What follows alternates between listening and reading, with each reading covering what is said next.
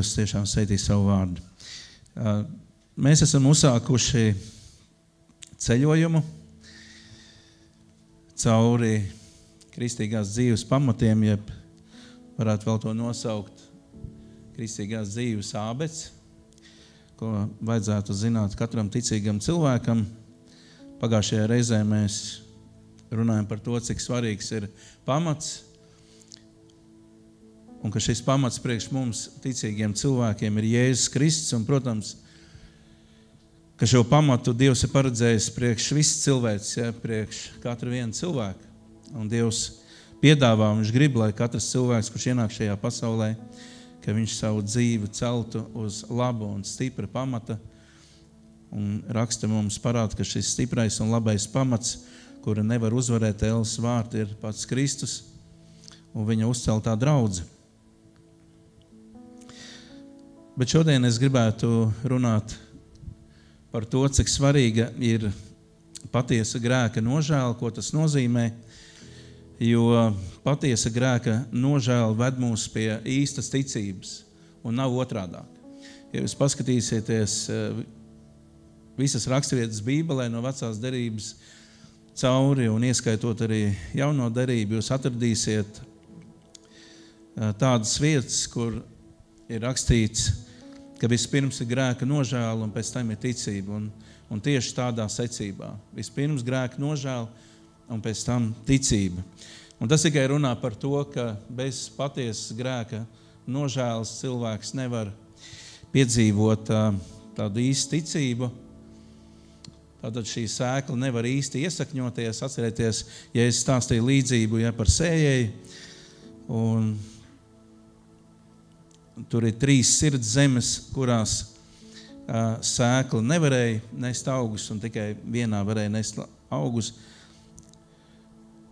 Tas nozīmē, ka tur ar sirdi viss bija kārtībā. Un par to tad arī šodien, tātad par atgriešanos, par atgriešanos no grēkiem, ceļā uz ticību, uz dzīvu ticību. Un 2. laika grāmata 7. nodaļā mēs lasām no 13. panta, redzi, kad es aizslēgšu debesis, ka lietus nelīs, vai kad es pavēlēšu sisaņiem, lai viņi noēd zemi, vai ja es sūtīšu mēru savai tautai, un mana tauta, kas ir pēc mana vārda nosaukta, tad pazemosies un pielūs un meklēs manu vaigu, un atgriezīsies no saviem ļaunajiem ceļiem, tad es viņus no debesīm uzklausīšu un piedošu viņu grēkus un dziedināšu viņu zemi. 13. pantā ir teikts, ka redzi, kad es aizslēgšu debesis un kad lietas nelīs. Es pieļauju, ka mēs visi varētu būt vienā prātā par to, ja tiešām debesis ir aizvērts un lietas nelīst un svētības pārstāj līt ne tikai mūsu zemē, ne tikai mūsu dzīvē, bet arī pār zemi vai globāli. Un sākās visādas kataklizmas.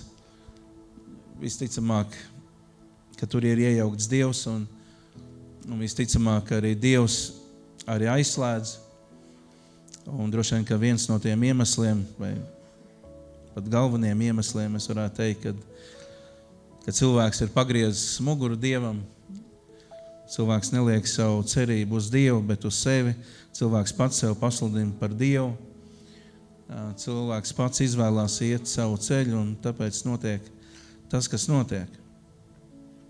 Un paldies Dievam, ka ir Dievs, un paldies Dievam, ka ir labs Dievs, kurš mūs aicina visus cilvēkus atgriezties atpakaļ pie viņa, jo sākotnējais Dieva plāns jau bija kāds.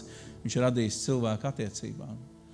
Viņš radījis tevi un mani attiecībām. Tāds bija sākotnējais Dieva plāns, un ne tikai viņš ir radījis mūsu attiecībām, bet viņš arī cilvēkam iedeva darbu, ko darīt ēdenes dārzā. Tur vajadzēja būt labai sadarbībai, un cilvēkam vajadzēja gudri saimniekot un gudri pārvaldīt visu to, kas viņam bija uzticēts. Bet jūs visi ziniet stāstu, ka cilvēks tika kārdināts un cilvēks neizturēja. Cilvēkam patika doma par to, ka droši vien ir labi būt kā Dievam. Un tas arī bija tas lielais klupšanas akmens cilvēkiem. Un caur to tad pasaulē ienāca grēks un ar to arī ienāca nāve. Tā kā grēks ir baigā lieta un smaga lieta, un grēks ir tas, kas posta un ārda un tiešām aiztais debesis, un arī mūsu dzīves, ja mēs runājam tā par sevi, tad mēs zinām, ka grēks viņš kā vēzis no iekšpuses, viņš lēnam, bet viņš grauž tev kopā lēnam, bet viņš grauž, un es neiešu uz to raksturiet, bet varat mājās pēc tam izlasīt 32. psalmu.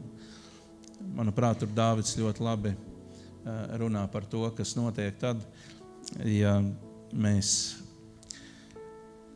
klusējam, ja mēs nerisinam šo jautājumu, ja mēs neesam gatavi izsūdzēt, tad kas notiek. Ja? Un tur Dāvids ļoti labi apraksta to, ka spēks pazūd, tas pazūd un tas nav. Un tā. Bet paldies Dievam, ka beigas Dāvidam bija labas.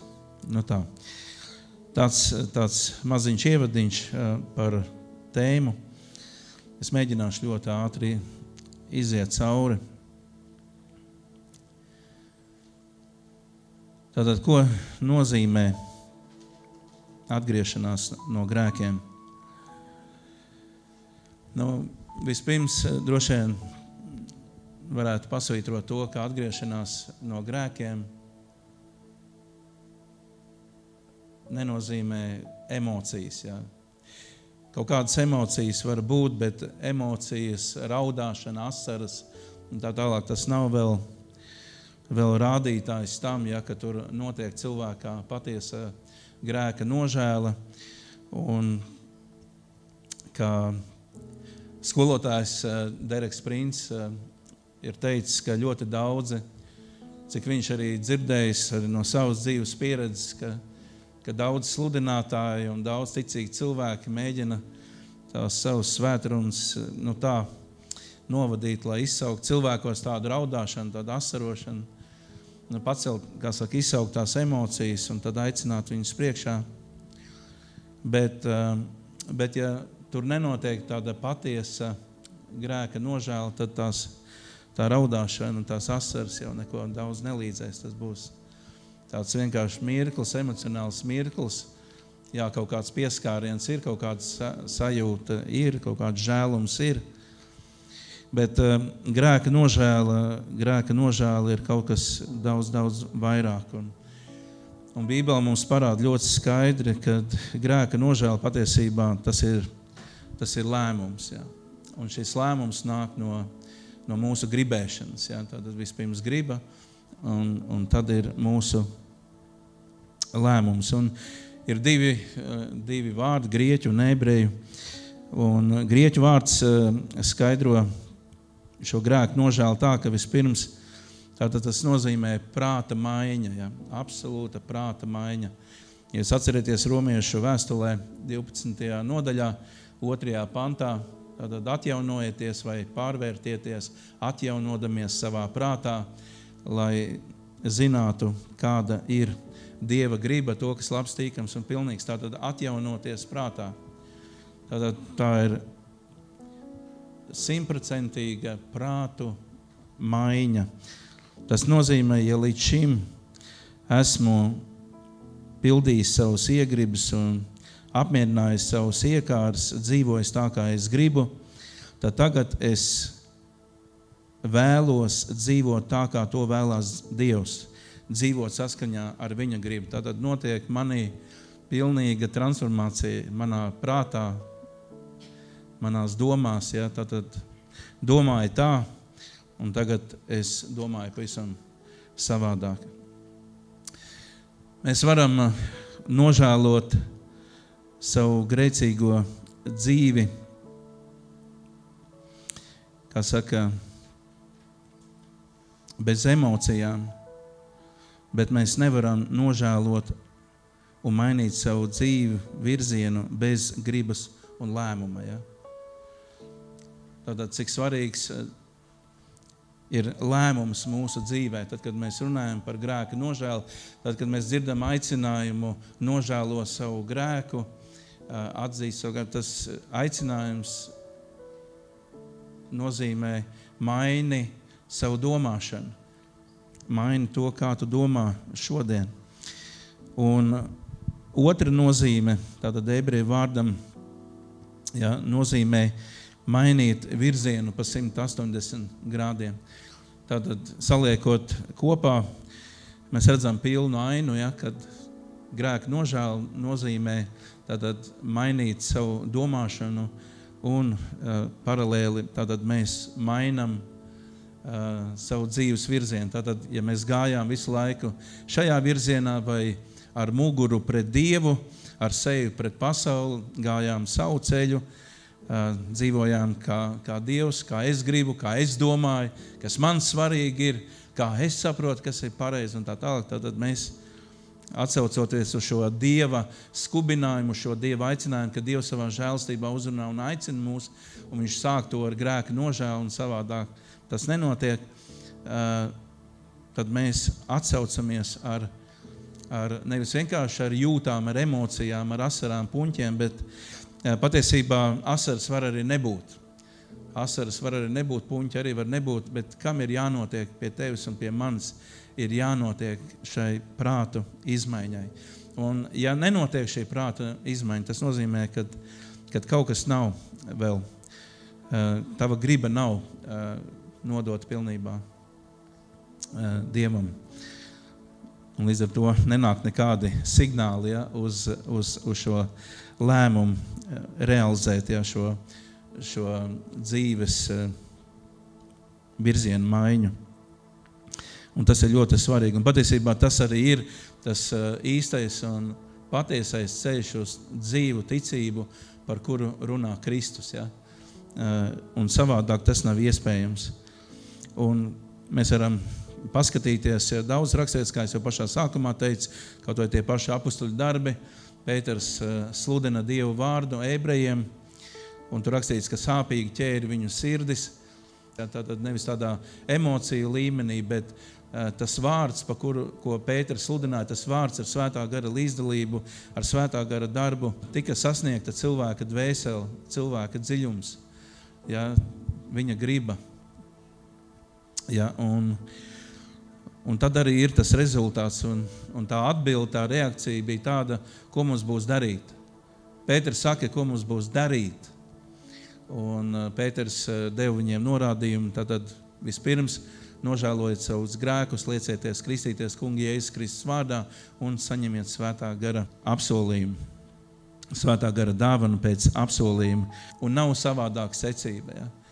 Un es domāju, mēs katrs viens šajā brīdī, kad mēs klausamies, mēs katrs viens varam aizdomāties, kā ir ar mani, vai tiešām pie manis ir notikusi prāta izmaiņa, vai es esmu pagriezies pretējā virzienā, vai mana dzīve ir savādāk, vai kā es atsaucos šodien Dievu vārdam, vai es atsaucos Dievu vārdam, kā mēs jau šodien dzirdējām, vai mēs atsaucamies tikai, jā, bija baigi labā svētruna, bija baigi labā doma, bija baigi forši, ja?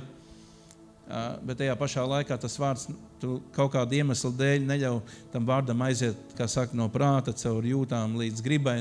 Nekādīgi netiek tas vārds līdz tavai gribai. Ir kaut kādi šķēršļi, kaut kādi kavēkļi, kas kavē tam vārdam, rausiem, ko tu dzirdi, aiziet līdz tavai gribai, lai tur sakustinātu, lai tu dievkalpojumu beigās reāli pieņemtu lēmumu, es atnākšu mājās un es darīšu savādāk. Es biju attiecībās ar tādu cilvēku, visu es sapratu, es nevaru būt attiecībās vairāk ar šo cilvēku, jo Dieva griba saka to tā un tā. Es mainu ļoti radikāli savu lēmumu, es viņu saskaņoju ar Dieva gribu, es neturpinu iet savu ceļu un es nelūdzu, lai Dievs svētī manas lēmumus. Tā tas nedarbojās un tā tas nenotiek. Un droši vien, ka viens no iemesliem, kāpēc daudzi arī ticīgi cilvēki cieši un kāpēc viņi gadiem ir tur, kur viņi ir un īsti ticība nedarbojās viņa dzīvē. Viss var gadīties, kā Dereks Prince arī saka, ka viss var gadīties, kad viens no iemesliem ir, kad nav labs pamats ielikts, nav īsti saprašana par šo grēku nožēlas jautājumu, nav tas līdz galam saprasts Tur nav notikušas reālas izmaiņas, nav notikuši reāli pagriezieni. Ja? Tur joprojām ir kāds darbs. Un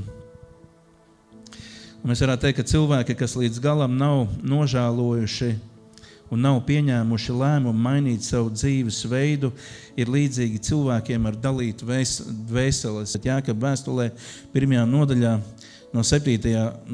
līdz 8. pantam mēs par to arī lasām, ka vīrs ar dalītu dvēseli, lai nedomā, ka viņš no tā kunga ko saņems. Ja? Tātad ir ļoti skaidri pateikts pareizi. Tātad cilvēks ar dalītu dvēseli, lai viņš pat nedomā, ka viņš no tā kunga saņems. Tad pasakiet lūdzu, vai pasēk agri, kā tas ir iespējams, ja man ir dalīta sirds un es ar vienu kāju tā kā jā, Dievs, bet ar otru kāju es tā kā gribu iet savu tomēr dzīves ceļu. Kā mēs iedomājamies, lai Dievs svētītu? Tas tā nestrādā.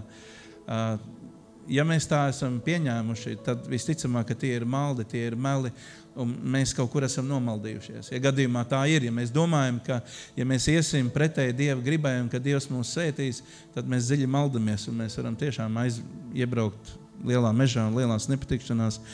Un būs līdzīgi kā Noamijai vecajā derībā, kur aiziet no Dieva gribas un 10 gadu laikā viņi pazaudēja tik daudz un atgriežās atpakaļ mājās nevis kā priecīgā, bet kā skumjā, kā nelaimīgā. Paldies Dievam, ka Dievs spēja pacelt un atjaunot, bet vienkārši tas, ko Dieva vārds mums parāda, ka visam ir savas sekas. Ja?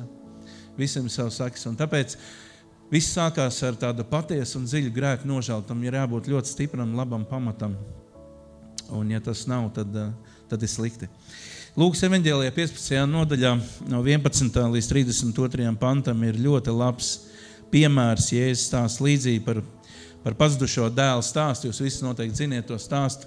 Mēs redzam šajā stāstā praktiski, kā notiek šī grēka nožēla, kā viņa praktiski izpaužās šī domāšanas un prāta maiņu virziena. Un viss sākās pirmām kārtām ar to, kad šis jaunais cilvēks, kurš aizgāja no tēva, tātad viņš pagrieza muguru tēvam, viņš gāja pilnīgi pretējā virzienā. Tātad viņš izgāja ārā no tēva gribas, izgāja ārā no tēva apgādības, no viņa aizsardzības, un šis cilvēks laika gaitā, viņš nonāk lielās nepatikšanās, un viņš knapi var savilkt savu dzīvi kopā, vienādi sakot, visi ļoti slikti. Un tad pie atziņas nāca, mēs lasām, ja? Un tad pie atziņas nāca, tad viņš atcerējās, cik labi ir mājās, cik labs ir viņa tēvs un ka kalpiem nekas tur netrūkst. Pie atziņas nāca, ja? Viņš, kā saka, piecēlās un gāja atpakaļ pie tēva. Un šeit mēs varētu atzīmēt vairākas lietas. Tātad pirmām kārtām viņš ieraudzīja, kur viņš atrodas šobrīd. Un ar to patiesībā viss sākās. Ja mēs neredzam, ka mēs atrodamies ne tur, kur mums vajag atrasties, ja mēs neredzam to, ka esam aizgājuši no Dieva, vai ja mēs neredzam, ka mēs kaut ko ne tā daram ģimenē, vai ne tā audzinam, vienalga mēs varam minēt jebko, tad, protams, kad nekas nenotiks, ja, tur nenotiks prātu izmaiņu, virzienu maiņa, jo mums liekas, ka viss ir baigi labi un viss ir baigi forši. Un varbūt esam atraduši Bībelē kādas rakstvietas, kas attaisno mūsu situāciju. Bet patiesībā Dievs grib, lai mēs ar rakstu gaismā ieraugam, kur mēs patiesībā esam. Un šis puisis, ja, kurš bija visu pazaudējis, viņš ieraudzīja, ka viņš atrodas ļoti sliktā situācijā, ka viņš ir aizgājis no tā, ka viņš ir pamets, ka viņš ir palicis bez tēva, bez apgādības, bez aprūpes, lai gan tas viss viņam ir pieejams, bet viņš to pats pazaudēja, pieņemdams nepareizu lēmumu savā dzīvē. Un es teicu, ka ar to arī viss sākās, tātad viņš ieraudzīja, kur viņš atrodas. Ja. Vai tu redzi, kur tu atrodies šodien, vai tu vari, kā Ketija teica, ja tevis paprasītu, ko Dievs ir runājis, vai tu varētu šodien atbildēt tā tieši. Es gribētu tev paprasīt, vai tu zini, kur tu šobrīd atrodies, vai viss ir kārtībā tavā dzīvē, vai tie apstākļi, kuros tu atrodies, tā ir Dieva griba, kur tu esi. Tas, kā tu audzini bērns, vai tā ir Dieva griba, vai attiecības, kurās tu atrodies, vai tā ir Dieva griba, vai tu esi meklējis par to Bībelē. Un es ieteiktu, izdara to, kamēr nav par vēlu, kamēr neesi iebraucis mežā. Tad viņš pieņēma lēmumu. Tikai tad, kad viņš ieraudzīja, kur viņš atrodas, tikai tad viņš bija spējīgs pieņemt lēmumu. tātad iekustējās viņa griba, un attiecīgi par cik tika iekustināta viņa griba, tātad prāts tika iesaistīts, viņš saprata, kur viņš atrodas, viņš pārdzīvo, tātad tur ir emocijas, ja, un ir visi signāli uz griba, davai auj kājas, un mēs ejam atpakaļ pie tēva. Tātad, tikai tad, kad šīs divas pirmās lietas ir notikušas, trešā lieta ir jau reāls solis, reāla rīcība un iešana atpakaļ tēva virzienā. Un, protams, kad mēs redzam arī tēva reakciju šajā visā stāstā, tad tēva reakcija bija tāda, ka viņš redzēja dēlu nākam. Tad mēs varētu teikt, ka Dievs vēro mūs un Dievs redz. Un tajā brīdī, kad mēs sākam domāt, vai mēs atrodamies Dieva gribā vai nē, mēs sākam pārdomāt, mēs sākam pārdzīvot un saprotam Dieva vārda gaismā, nē, kaut kas nav ritīgi kārtībā, un tu sāc meklēt Dievu un sūdzēt savus grēkus un lūgt Dievam, kā saka, lai Dievs palīdz tev atgriezties. Dievs redz to brīdi, kad tu jau sāc domāt par to, un mēs lasām, ka tēvs viņš vēroja, un viņš skrēja viņam pretī, un viņš viņu apņēma, viņš novilka viņam tās skrandainās drēbes un uzvilka jaunas tīras drēbes. Mīļie, tāds ir mūsu Dievs. Tad, kad mēs ieraugam to reālo situāciju, kurā mēs esam, mēs pārdzīvojam, mēs saprotam, ka esam pievīluši Dievu, esam pievīluši paši sevi, esam pievīluši varbūt tās citus, mēs pārdzīvojam par to, bet ar to nepietiek. Ir jāpieņem lēmums, un tas notiek prātā, mainīt tātad virzienu. Un vēlreiz gribu pieminēt Noāmiju, viņa nepalika tur, tajā Moābas zemē, ja, bet viņa pieņēma lēmumu, ka viņa atgriezīs atpakaļ, jo viņa dzirdēja, ka Dievs ir uzlūkojis viņa zemi. Viņa nekaunējās par to, kad viņa atgriezīsies un kad citi sāks izsmiet, no to aizgāja un tā. Bieži vien tas arī mums šķērslis ir, mums kauns ir par padarīto, ko citi domās un tā tālāk, bet nevajag skatīties, ko citi domās, vai vienkārši nākt atpakaļ pie Dieva tāds, kāds tu esi. Un tēvs skries tev pretī, viņš tev samīlēs, un tāds ir mūsu Dievs. Efeziešu vēstulē 2. nodaļā, ātri atšķiriet, Efeziešu vēstuli 2. nodaļa. Efeziešu vēstuli 2. nodaļa no 4. panta, brīnišķīgi vārdi. Kāds ir mūsu Dievs, paklausies. Bet Dievs, teiksim visi kopā, bet Dievs. Kāpēc? Bet Dievs, tāpēc, ka pirmajos pantos iet runa par to, kāds mums stāvoklis bija pirms mēs pazinām Dievu. Un tas bija, proti, mēs bijām miruši savos pārkāpumos. Bet Dievs, bagāts būdams žēlstībā, savā lielajā mīlestībā, ar ko viņš mūs ir mīlējis, arī mūs, kas savos pārkāpumos bijām miruši, darījis dzīvus līdz ar Kristu žēlstībā, jūs esat izglābti. Viņš iekš Kristus Jēzus mūs līdz ar viņu. Mūsu ir uzmodinājis un paaugstinājis debesīs. Halleluja. Tāds ir mūsu Dievs. Ja? Jo no žēlstības jūs esat pestīti ticībā, un tas nav no jums, tā ir Dieva dāvana darbiem, lai neviens nelielītos. Jo mēs esam viņa darbs, Kristu Jēzu, radīti labiem darbiem. Tā kā Dievs ir labs, un viņš neatstāja to savu dēlu tādā stāvoklī, bet viņš viņu novilka vecās drēbes, visas sārņainās, un uzvilka viņam atpakaļ jaunās un mauca viņam pirkstā gredzenu. Tā kā tas ir brīnišķīgs stāsts par pazudušo dēlu, kurš atgriezās atpakaļ mājā, kurš neiecērt kājiņu, saka, nē, es nevaru, ja reiz es aizgāju, tad es aizgāju, šeit es esmu, tad lai es arī mirstu, lai Elli mani paņem. Nē. Viņš atgriežās atpakaļ, jebšu smirdīgs, jebšu skrandās, bet viņš atgriežās un situācija ļoti krasi mainījās. Bībelē mēs redzam arī netik labus piemērus. Mateja evaņģēlijā 27, ja mēs atšķirsim visu kopā, tā atkal nelasīšu laika dēļ, ja mums ir vēl priekšā šis tas. Tātad Mateja evaņģēlijā jūs varēsiet izlasīt 27. nodaļā no 3. līdz 5. pantam par Jūdu. Un tur mēs arī lasām, ka atcerieties visu, ka Jūda nodeva Jēzu pa 30 sudraba gabaliem, un kaut kas tur notiek pie viņa sirds, viņš atgriežās atpakaļ, nomet tos sudraba gabals, un tur rakstīts, ka Jūda nožēloja. Ja paskatās to vārdu, visi ir viens prāts teologi, ja, ka šis vārds nožēloja ir savādāks. Viņam tas vārds nožēloja vairāk saistās ar tādām emocijām, tādā jūtu līmenī, vai varētu vēl pateikt, kad vairāk ar tādu žēlumu, bet tāda patiesa prātu maiņa, vēlme mainīt kaut ko viņam nebija.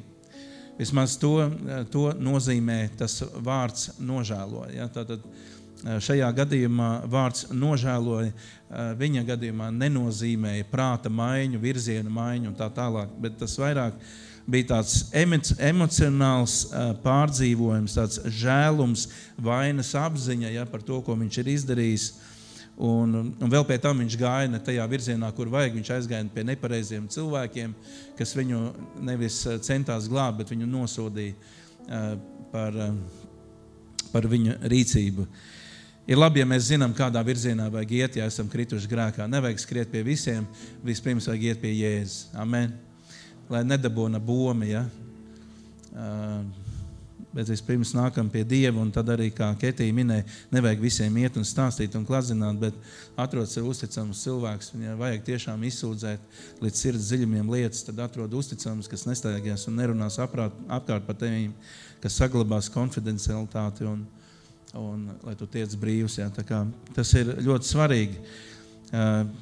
Tātad nepietiek ar emocijām, nepietiek tikai ar žēlumu, nepietiek ar vainas apziņu, slikti tas, ko es izdarīju, nav pareizi un tā tālāk. Viss ir labi, bet jāiet vēl tālāk pāris soļi, ir jāpieņem radikāls lēmums, ir jāmaina virziens.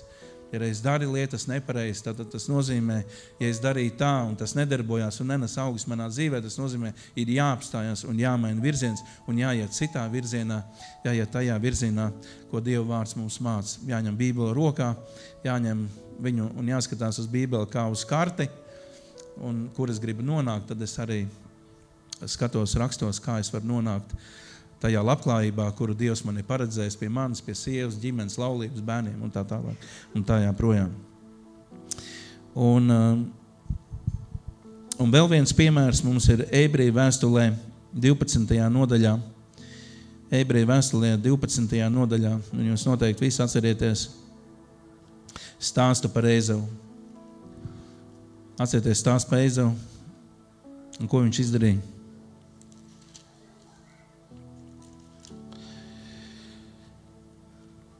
Jā, neskatoties uz to, ka viņš arī piedzima svētīgā ģimenē, jā, Jēkabs viņam bija tēvs, bet neskatoties uz visu to, viņš tiešām sataisīja savai dzīvē lielas problēmas. Un tur rakstīts par Ezavu, ka savā izsalkumā viņš pārdeva savu pirmdzimtību. Jā.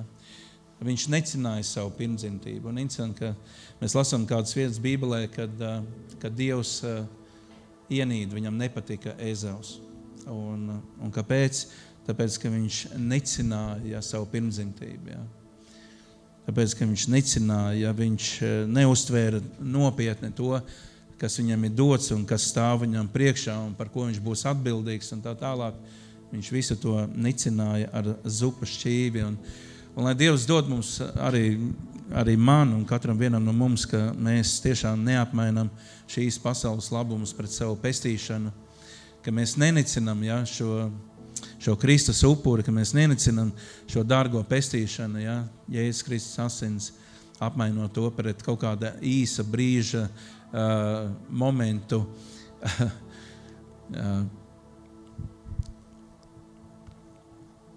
Un šeit mēs lasām 12. nodaļā no 14. panta. Dzenieties pēc miera ar visiem un pēc svētas dzīves, bez kā neviens neredzēs to kungs. Tātad dzenieties pēc kā? Dzenieties pēc svētas dzīves. Un vienīgais veids, kā mēs varam dzīvot svētu dzīvi, ja mēs dzīvojam tādā patiesā grēka nožēlā. Ja. Atcerieties, Dāvids, viņš vienmēr nāca Dievu priekšā, viņš lūdz Dievs pārmeklē man sirdi, izmeklē mani, vai es eju pareizajā virzienā, vai es pareizi daru, vai es neesmu kaut kur nomaldījies, ja? Jo mēs varam arī neapzināties. Mēs, runājot par sevi, mēs jau redzam tikai savu priekšu, bet mēs savu aizmuguri neredzam, tāpēc mēs esam vajadzīgi viens otram, tāpēc vēl jau vairāk Dievs mums ir vajadzīgs. Bet bez svētas dzīves neviens atkal neredzēs to kungu. Tātad svēta dzīve, tā ir ļoti svarīga. Pielūkodami, ka neviens nezaudētu Dievu žēlstību. Pielūgodami, ka neviens nezaudētu Dievu žēlstību. Lai nekāda rūkta sakne augstu izaugusi jums nekaitētu un daudz ar to netiktu apgānīt. Tātad pielūkojiet, ka neviens nezaudētu Dievu žēlstību. Tātad vai pastāv pazaudēt Dievu žēlstību vai nē? Dereks Prins to skaidroja tā, ka mēs varam pazaudēt Dievu žēlstību tādā veidā, ka Dievs klauvē pie tavas sirds, viņš aicina atgriezties. Dievs ir radījis apstākļus, laiku, iespējas, ja? Viņš klauvē pie tavas sirds, viņš pat ir pārliecinājis tevi. Bet ja tu to necini, ja tu noraidi to, ja tu nereaģē uz šo aicinājumu, ka Dievs aicina tevi atgriezties atpakaļ pie sevis un tu to noraidi, tad var būt tāds brīdis. Ir cilvēki, kas saka, gan jau kaut kad, ja, tagad nē, man tagad nav laika, es kādā citā reizē, un tad es atgriezīšos.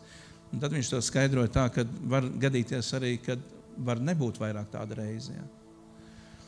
Ja. Tas viss paliek Dieva kompetencē. Mēs jau varam visu kaut ko runāt, izdomāt, bet tas viss tomēr paliek Dieva kompetencē. Ja. Pielūkodami, ka neviens nezaudētu Dievu žēlstību, lai nekāda rūkta sakne augsta izaugusi jums nekaitētu un daudz ar to netikt apgānīt, lai neviens nebūtu netikls un zemisks kā Ezevs. Ja, tad Ezevs jau nepārkāpa kaut kādu laulību, ja? Tur nebija netikls grēks, bet Dievs šo te nicināšanu pielīdzina kā netiklība, ja? Kā nešķīstība. Ja? Un tāpēc Dievs ienīda Ezevu, lai gan viņam bija fantastiski, viņam bija pirmdzimtība, viņam bija fantastiskas iespējas pēc tēva nāves pārņemt visu to, kas tēvam bija, bet viņš to visu vienkārši pazaudēja. Un tur tālāk mēs lasām, jo jūs zinat, ka arī pēc tam gribēdams iemantot apsolījumu, viņš tika atmests, jo netika dota iespēja atgriezties, lai gan ar asarām viņš to meklēja. Tātad, es domāju, cik tas ir svarīgi, ja, ka mēs tomēr ieklausamies svētajos rakstos, ka mēs tomēr aizdomājamies un neinterpretējam pēc savas samaitātības. Ja. Bet ņemam šo Dievu vārdu tiešām nopietni pie sirds, ja, cik svarīgi ir tomēr šī grēka nožēla mūsu dzīvē. Un ja Dievs uz tevi arī šodien aicina no kādas lietas novērsties, tad nenoraidi to, jo var gadīties, ka tāds brīdis vairāk varētu arī nebūt. Un mēs zinām, ka mēs paši nespējam sevi izglābt un mēs paši nespējam atgriezties. Tas viss ir no Dieva žēlstības. Jā. Tas viss ir no Dieva žēlstības. Un noslēgumā varētu vēl daudz runāt. Vēl daudz, jo es skatos arī uz laiku. Mēs arī tā atgriešanās, lai mēs varētu atgriezties, mainīt savu dzīvi un tā tālāk, mēs pilnībā esam atkarīgi no Dieva žēlstības. Amen. Un tas, kas mums palīdz atgriezties, ja, tas, kas mums palīdz mainīt šo prātu maiņu, kas ietekmē šo gribu, vispirms tas ir Dievs. Tas ir pats Dievs. Tie neesam mēs, tie nav cilvēki, ja, bet tas ir pats Dievs. Un tas tikai liecina par to, ka mūsu Dievs ir labs Dievs. Ka viņš ir labs Dievs, draudze. Ka viņš ir mīlestības pilns Dievs. Un jūs atceraties Jāņa evaņģēlijā, Jēzus runā uz mācekļiem, viņš teica, kad nāks svētais gars, ja nekļūdos, tas bija 16. nodaļā, viņš nāks un pārliecinās jūs par grēku, taisnību un tiesu. Amen. Tad kurš pārliecinās? Mēs, kāda tante no kāda blakus ciema vai kāds brālis, vai tas ir Dievs. Ja? Dievs vispirms jau ir ieinteresēts katrā vienā no mums, un tas ir Dievs, kurš mūs pārliecina par grēku, taisnību un tiesu. Un paldies Dievam par to. Amen. Jo mēs paši pat neapzināmies īsti savu nomaldīšanos līdz galam, kur nu vēl atgriezties un mainīt savu domāšanas veidu un vispār dzīves virzienu. Tāpēc, lai ir liela pateicība Dievam par to, te vajadzētu visiem bļaut un kliegt un teikt, paldies Tev, kungs, ka Tu iesaistījies tajā, ka Tu pieskāries manai sirdī, manai dvēselē un ka es sapratu, kur es esmu un ka es varēju izsūdzēt savus grēkus un mainīt savu domāšanu un iet pretīm Tev un dzīvot tā, kā Tu to esi paredzējis. Tā kā tas viss ir no Dieva. Un ja mēs paskatāmies 80. psalmā, ātri atšķirsim 80. psalmā, 3 panti. Pavisam ātri. 80. psalms.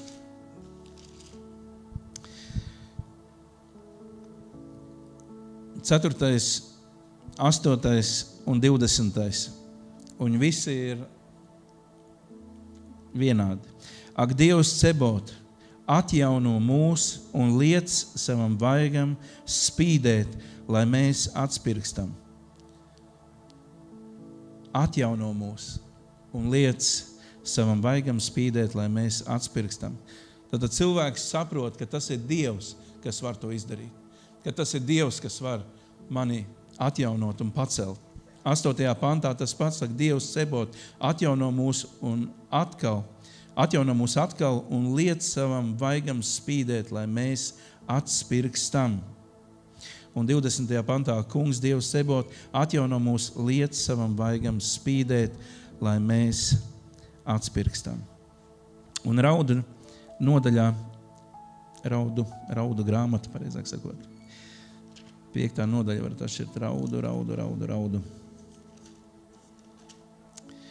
Raudu grāmata. Tāda arī ir Bībelē. Raudu dziesmas, pareizāk sakot, saucās. Un 5. nodaļā, 21. pantā, arī šeit, atgriez mūsu kungs pie sevis, un mēs atgriezīsimies. Vispirms tu. Atgriez mūs pie sevis, un mūsu atbilde būs, mēs atgriezīsimies. Mūsu reakcija uz Dieva skubinājumu, uz viņa aicinājumu, kad Dievs runā, un Dievs mēdz runāt uz mums ļoti dažādos veidos. Viņš mēdz runāt caur dievkalpojumu, caur svētrunām, caur lekcijām. Viņš var runāt caur radio, viņš var runāt caur liecībām, caur uzrakstiem. Dievs atradīs veidus, kādā valodā tu sapratīsi, ka viņš uz tevīm runā. Bet pats galvenais, ka mēs nenoraidam to brīdi, kad Dievs runā. Ebreju vēstulē tur arī takš teica ir, ka iemesls, kāpēc viņi neiegāja apsolītajā zemē, tāpēc, ka viņi noraidīja. Viņa nesavienoja dzirdēto ar rīcību. Ja? Viņi dzirdēja, ka Dievs runā. Viņi dzirdēja, ka Dievs runā par apsolīto zemi. Viņi dzirdēja daudzas lietas, ko Dievs runā, bet viņu reakcija bija klusums. Viņu reakcija bija visticamāk, mēs tomēr gribam iet savu ceļu, mēs gribam darīt tā, kā mēs uzskatām par pareizi. Bet tu nāc Dievs un svētī man dzīvi. Ja? Bet tas tā nenotiek. Tāpēc, lai šī svētruna šodien liek mums katram vienam aizdomāties par pamatiem vēlreiz un vēlreiz, uz kādiem pamatiem ir celta mūsu dzīve, vai tas ir Kristus, vai tas ir Dieva vārds. Varbūt tās visi mēs teiksim, bet man dzīve takš uz Kristu, bet, protams, bet pārliecināsimies, vai mūsu dzīve, mūsu soļi, mūsu darbības arī ir celtas uz Dievu vārdu, uz Dievu vārdu apsolījumiem, nevis uz mūsu izdomājumiem, vēl ļaunāk uz pasauli. Ja. Bet tam vajadzētu būt celtam uz Dievu vārdu, jo Dievs atbild par to, kas ceļ viņa teritorijā un ceļ uz viņa un ar viņa materiāliem. Par to ir garantija un par to Dievs atbildēs. Bet viss, kas ir celts mūsu dzīvē ārpus ticības, Bībele to sauc par nedzīviem darbiem, to sauc par beigtiem darbiem. Tāpēc, lai Dievs uz to mums palīdz, ka mēs ņemam vērā arī šo pamatu, šo grēku nožēlas jautājumu nopietni savā dzīvē, jo, kā es jau teicu pašā sākumā, raksti mums rāda, tas nav, ka es jums to saku, to raksti mums saka, ka patiesa grēka nožēla mūs vedīs pie īstas un dzīves ticības uz Dievu, un ne tikai uz Dievu, bet arī dzīvot uzvarošu dzīvi. Un noslēgšu ar vēstulē ebrejiem 6. nodaļu, kur es gribētu vienkārši parādīt, kur ir aprakstīti šie 6 galvenie pamati, par ko mums vajadzētu visiem būt skaidrībā un ko mums vajadzētu zināt. 6. nodaļā ebreju vēstulē rakstīts, tāpēc atstājuši Kristus mācības sākumu dosimies pretīm pilnībai, nelikdami atkal pamatu ar atgriešanos no nedzīviem darbiem. 1. Tātad šeit iet runa par pamatiem. Un pamati ir kādi? Tātad numur 1. Atgriešanās no nedzīviem darbiem. 2. Un ticību Dievam. Ticību Dievam. 2. Bet secību ievērojāt? Tātad vispirms atgriešanās ir no nedzīviem darbiem un ticību Dievam. Un nav otrādāk. Atgriešanās no grēkiem un ticību Dievam, numur 2. Tad 3. mācība par kristībām, 4. roku uzlikšana, 5. miroņu augšām celšanās un 6.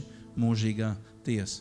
Tās ir tās galvenās pamat mācības, ko mācīja apustuļi agrīnā draudzē, un tam vajadzētu arī būt mūsu pamatam, mūsu ikdienā. Debes Tēvs, Tev pateicos, Jēzus vārdā par šo dienu. Paldies, ka mēs varam sanākt kopā, pielūgt un slavēt un teikt Tavu brīnišķīgo vārdu. Un paldies Tev, Kungs, ka mēs varam iet cauri pamatiem un vēlreiz katrs viens varam pārliecināties par saviem pamatiem, pārliecināties arī, Kungs, par šo prāta maiņu, virzienu maiņu mūsu dzīvē. Un tiešām, Dievs, Tev ļoti, ļoti lūdzu, ka mūsu reakcija uz Tavu vārdu, ka Tu runā uz mums, ka tas nebūtu tikai tādā emociju līmenī, vainas apziņas līmenī, žēluma līmenī, bet Dievs palīdz mums reaģēt uz Taviem norādījumiem, uz Tavu mācību, uz Taviem pamudinājumiem ar rīcību, ka mēs varam celties un arī mainīt to, kas ir ļauns, kas nes sliktumu mūsu dzīvē, Dievs. Jēzus Kristus vārdā, ka tas nepaliek tikai mūsu domās, nepaliek tikai tāda kā varbūtība, kā tāds sapnis, ka tas varētu mainīties, bet palīdz mums reāli atsaukties ar rīcību, celties, iet, rīkoties un darīt. Lai varam piedzīvot šo brīnišķīgo ticību, par kuru Tu runā savā vārdā, lai varam piedzīvot, ka debesis ir atvērts, lai varam piedzīvot to, ka Tu sadzirdi un ka Tu uzlūko zemi un ka Tu dziedini zemi. Dievs, mēs gribam piedzīvot ticības spēku savā dzīvē un gribam ar savām acīm redzēt zīmes un brīnums ne tikai mūsu dēļ, bet to cilvēku un vajadzību dēļ, kas mums ir apkārt. Lai Tev vienam ir slaugots un pateicība Jēzus vārdā. Āmen. Āmen. Mēs piecelsimies visi kājā un mēs baudīsim svēto vakarēdienu.